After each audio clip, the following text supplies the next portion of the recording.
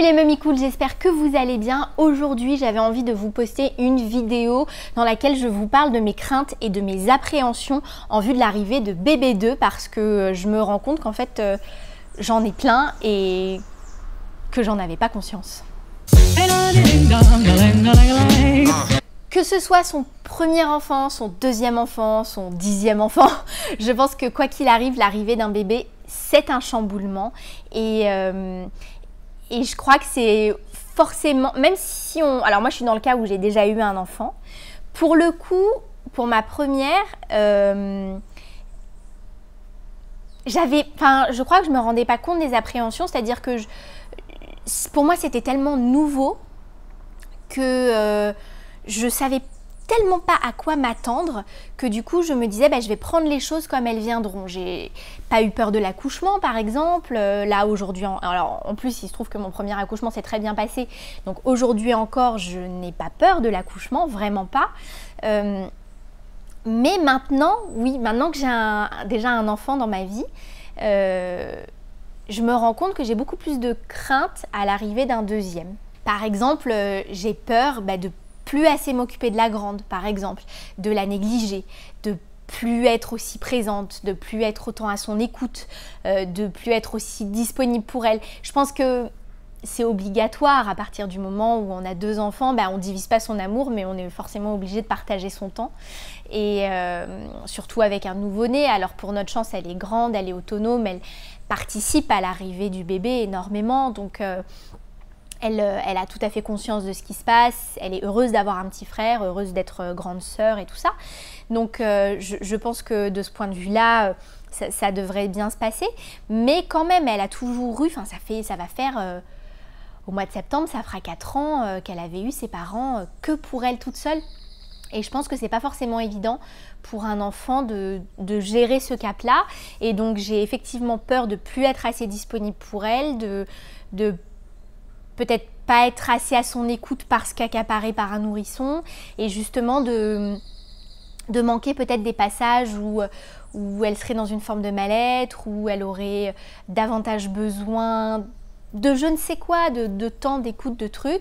Et voilà, honnêtement, j'ai peur de pas réussir cette ubiquité. Honnêtement, je pense que ça, c'est vraiment ma plus grande appréhension par rapport à l'arrivée de notre deuxième enfant, à laquelle s'ajoute, mais du coup c'est un peu complémentaire, la crainte de ne pas réussir à tout gérer. C'est-à-dire que je me souviens quand Alma était bébé, c'était notre premier enfant, on s'occupait que d'elle, mais exclusivement, on ne faisait que ça. Et là du coup je me dis, alors c'est vrai c'était chouette parce qu'on était en Guyane, il y avait ma belle-mère, il y avait mon père, donc on n'était pas tout seul. Et ma belle-mère nous a vraiment beaucoup aidés par des petites choses. C'est pas énorme, mais elle nous apportait à manger. C'est tout bête, mais c'est hyper important. Elle nous apportait des plats tout prêts, on n'avait pas à cuisiner. Elle nous faisait des petites courses, elle allait au marché, on avait toujours des fruits frais. C'est des choses qui sont petites mais super importantes parce que du coup, ça nous libère de plein de choses. Ne serait-ce que mentalement, en termes de charge mentale, ça nous libère. Là, effectivement, elle va venir quelques temps avant mon accouchement. Elle va probablement revenir au moment de la rentrée scolaire, mais elle ne sera pas là tout le temps.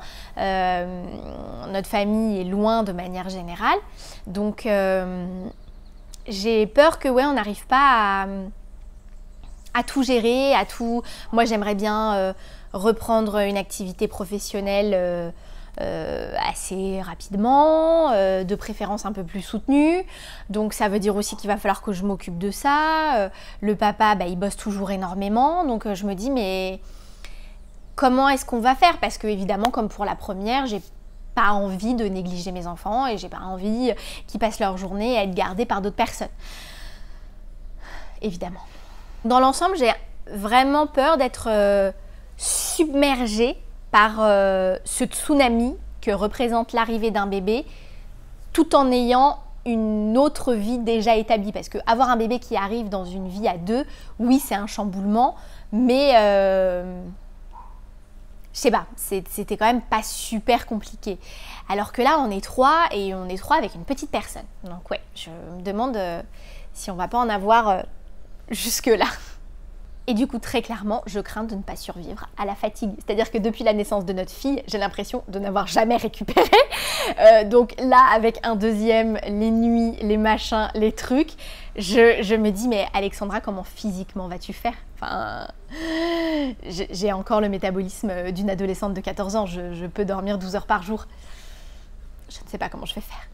Et enfin, le dernier truc qui m'angoisse un peu, c'est que d'un côté, je me dis, bon, on en a déjà eu un, il y a des trucs qu'on sait, ou pas d'ailleurs en fait, et c'est ce ou pas en fait qui me terrifie, c'est que ce sera forcément un enfant différent, ce sera forcément un bébé différent, avec des réactions différentes, avec des attentes différentes, et du coup je me dis mais il est fort possible qu'absolument rien ne se passe comme pour le premier, et que du coup les prétendus repères que je pensais avoir et les prétendus acquis que je pensais avoir risquent d'intégralement s'effondrer et il va falloir en fait tout recommencer et tout refaire et tout revoir et tout... Ouais. Pour la première, on a à peu près réussi à se débrouiller, mais si le deuxième, il ne fait rien pareil, je sais pas. En ce moment, je regarde la série Grace et Frankie sur Netflix, qui est très très drôle. Et donc le fils de Frankie, à un moment, a un bébé et ils sont évidemment épuisés, ils savent plus quoi faire et tout. Elle vient leur filer un coup de main et au moment où elle s'en va, les deux parents la regardent genre paniqués, genre mais non maman, tu peux pas partir, tu peux pas nous laisser. Et si jamais on fait tout foirer et qu'on fout en l'air notre gamine et tout ça. Et elle leur dit mais vous allez la foutre en l'air, c'est ce que font tous les parents normaux. Et du coup, ça a fait vachement écho cette phrase. Je me suis dit, bah oui, effectivement. C'est un peu ce que font tous les parents. Donc du coup, j'essaie de me la répéter tous les jours. Oui, tous les parents foirent leurs enfants, tous les parents foirent leurs enfants. Ça permet un petit peu de déculpabiliser. Je crois que je vous ai tout dit, un petit peu en longueur, un petit peu peut-être avec beaucoup de blabla, mais c'est vrai que j'aime bien aussi de temps en temps partager avec vous ce genre de choses. Si vous aussi c'est une phase que vous traversez ou que vous avez traversée, n'hésitez pas à partager votre ressenti, votre vécu en commentaire. C'est toujours super enrichissant quand on échange entre nous. N'hésitez pas également à liker cette vidéo si elle vous a plu et puis abonnez-vous à la chaîne pour n'en rater absolument aucune. Je vous rappelle que j'en poste 2 par semaine. Une vidéo comme ça un petit peu humeur, je sais pas, shopping, enfin un peu ce qui me passe par la tête et une autre où je vous raconte l'évolution de ma grossesse tant que je suis encore enceinte, bien évidemment. On se retrouve très vite pour une prochaine vidéo, je vous fais des gros bisous, bye bye.